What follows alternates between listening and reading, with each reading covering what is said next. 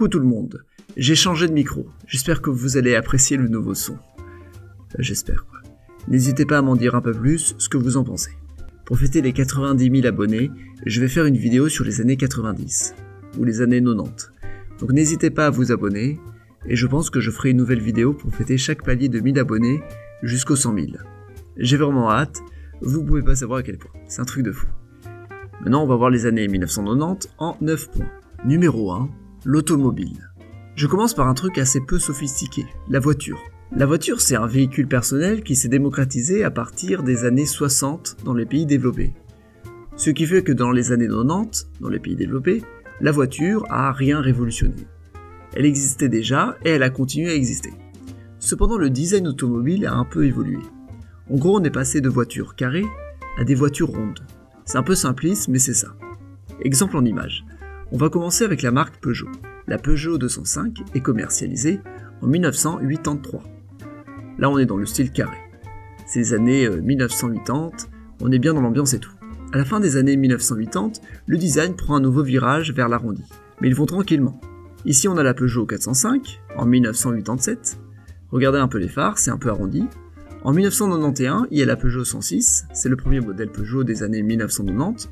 Puis en 1993, il y a la 306. En 95, il y a la 406, c'est toujours plus arrondi.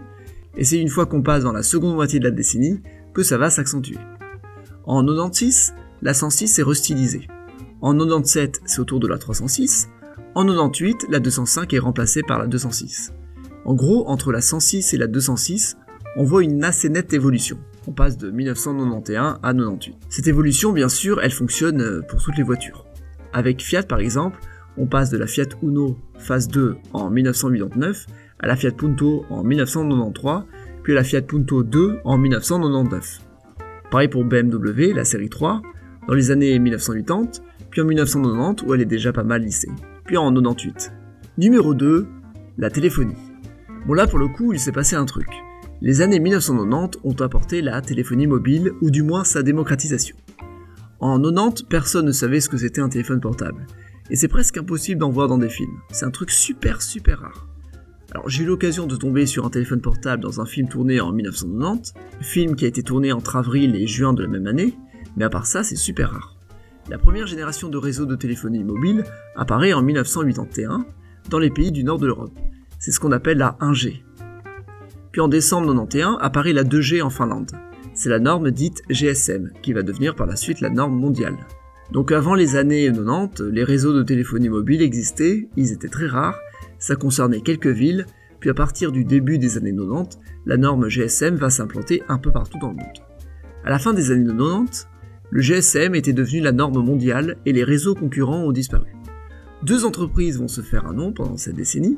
Tout d'abord l'entreprise américaine qui a monté le talkie-walkie, Motorola, et ensuite l'entreprise finlandaise qui décide de se concentrer à fond sur la téléphonie mobile à partir de 1992, Nokia. Il y a aussi le coréen Samsung qui s'y mettra.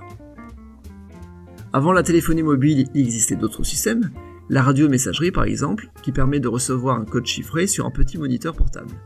En général, un numéro de téléphone à rappeler à la cabine téléphonique la plus proche. Il y avait aussi la téléphonie sur voiture, qui utilisait des ondes radio. Mais ces deux systèmes n'ont pas eu le temps de se démocratiser avant que la téléphonie mobile se développe. Au milieu des années 1990 apparaissent aussi les SMS. Enfin bref, la décennie 90 a complètement démocratisé la téléphonie mobile. Numéro 3, l'informatique. On ne va pas parler d'internet, mais juste de l'informatique à la maison.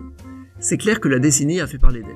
L'ordinateur personnel a été créé dans les années 70, et il a été commercialisé surtout à partir des années 80. Mais il s'est démocratisé dans les années 90, puis encore plus dans les années 2000. Donc finalement, il n'y a pas vraiment une explosion, c'est dans la continuité. Ce qui s'est démocratisé, c'est surtout les ordinateurs avec système d'exploitation graphique, et en particulier Windows, qui a réussi à devenir une norme alors que c'est un logiciel parmi d'autres. Il y a Windows 3 en 90, qui est assez peu connu, Windows 3.1 en 92, qui va être le premier succès de Windows, puis enfin Windows 95, qui sera vendu d'office dans presque tous les ordinateurs personnels. Numéro 4, Internet. Internet, c'est un peu comme la téléphonie mobile. Personne ne savait ce que c'était en 1990, et tout le monde savait ce que c'était en 1999. Mais c'est encore plus extrême. Genre en 1990, personne ne savait ce que c'était. À part quelques concernés, Internet a été créé comme un réseau informatique en 1969, puis a été normalisé dans les années 70, puis 80. Il faut attendre le milieu des années 90 pour que le grand public le découvre. Officiellement, Internet a été lancé au grand public en 91 quand le web a été annoncé le 6 août 91. Mais sinon le terme Internet est inconnu à cette époque. On peut le remarquer dans les films, il n'est jamais prononcé avant 94 ou 95. Pourtant les réseaux informatiques existaient, les banques fonctionnaient grâce à des données transférées en ligne, donc toute la technologie télématique existait, mais ne se faisait pas via Internet, ou du moins c'était flou. En France, il y avait aussi le Minitel, qui était un véritable réseau télématique grand public, qui permettait de faire plein de choses, comme par exemple discuter à l'écrit, ou encore voir les produits qu'on veut acheter par catalogue, les horaires du train, l'annuaire téléphonique, mais c'était pas du tout interactif. Même Internet dans les années 90, c'était pas très interactif, il faut donc attendre le début des années 2000 pour que ça le devienne, avec ce qu'on surnomme l'Internet 2.0. Numéro 5, les jeux vidéo. Les années 90 marquent un tournant dans le jeu vidéo puisqu'on passe de la 2D à la 3D. Comme toujours, ça s'est fait étape par étape, les jeux vidéo en 3D ne sont pas apparus par magie d'un coup. Les premiers jeux en 3D sont apparus à la fin des années 80, puis il y en a eu d'autres et ainsi de suite jusqu'à ce que les consoles de jeux vidéo s'y mettent. D'abord timidement, puis ensuite avec aise. Le passage de la 2D à la 3D mériterait une vidéo à part tellement c'est passionnant et surtout, ça nécessite des illustrations. Numéro 6, l'économie. On peut s'amuser à donner des personnalités aux décennies en fonction des tournants économiques. Par exemple, les années 60 sont une décennie de croissance et d'abondance. Les années 70 sont une décennie de crise et de remise en cause. Les années 80 sont une décennie de conservatisme et de libéralisme. Enfin, les années 90 sont une décennie de... encore plus de libéralisme, tout simplement. Et c'est pratique car ça marche pour presque tous les pays du monde. Au début des années 90, presque tous les pays du monde se sont libéralisés, chacun à leur manière. Les anciens pays communistes, par exemple, ils ont arrêté d'être communistes. Là, c'est simple. Les pays déjà libéraux, ils ont commencé à privatiser leurs grandes entreprises nationales. Donc en gros, les années 90, c'est la fin totale du communisme. Seuls 2 pays vont tenter de rester communistes, Cuba et la Corée du Nord. Les autres vont ouvrir leur marché. Et la décennie, économiquement, on peut la terminer symboliquement avec les manifestations de Seattle en 1999. Durant ces manifestations, qui ont lieu pendant le sommet de l'Organisation mondiale du commerce, les mouvements altermondialistes vont devenir célèbres. Un peu pour la première fois, on va commencer à critiquer le libéralisme dans un contexte qui n'est plus celui de la guerre froide. Numéro 7, la musique. Je vais pas m'étaler sur la musique, mais on peut dire que les années 90 sont la décennie du rap, du hip-hop, du nouvel R&B, le rock de type grunge, mais aussi des musiques de discothèque en tout genre. Tout ça était déjà apparu, mais ça va surtout avoir du succès dans cette décennie.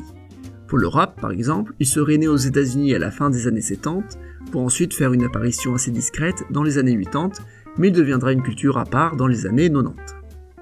Pour ce qui est de la musique de discothèque, elle est déjà apparue dans les années 70 avec ce qu'on appelle la musique disco, puis après il y a plein de sous-genres qui vont apparaître dans les années 80.